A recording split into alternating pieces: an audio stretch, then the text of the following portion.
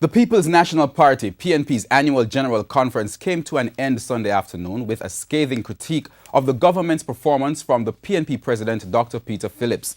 The final of the four-day conference was held at the National Arena in St. Andrew. In his speech, Dr. Phillips also presented a promise, should the party win the next general election, to pay the tertiary tuition fees for students who are the first from his or her family to go to university. More in this report from Kelisha Williams. What madness is this going on in our country, Master God? PNP President Dr. Peter Phillips describing the government's handling of agencies and projects as madness that only God can explain.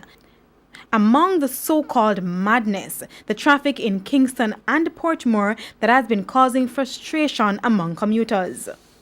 I can't imagine any well-thinking person that would block off 4 main roads at the same time. Nobody never come and say, you know, we're going to withdraw the money. It's not a grant them give us, you know. It's a loan, we are paying back for it. To the cheers of supporters, he pointed to another issue. The scandal hit National Energy Solutions Nestle. The corruption has reached a new low. Never in our history have we heard of a government entering into verbal contracts. No paper, no sign.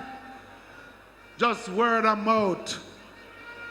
$23 million by word of mouth. Money that could use to upgrade your child's school. Money that could fix the X-ray equipment in hospital. Money that could clean the drain in your community.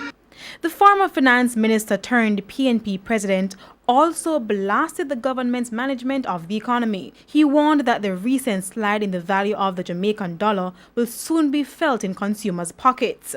Slide of the dollar that go on the other day is hurting small businesses.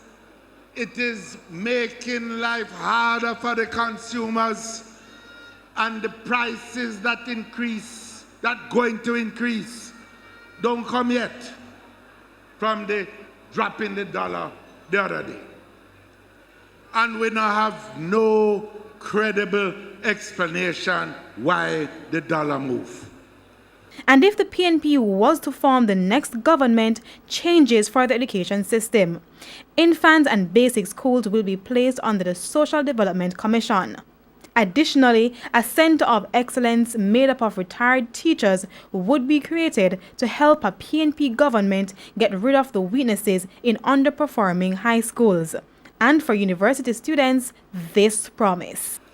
We are going to establish a first in the family scholarship program.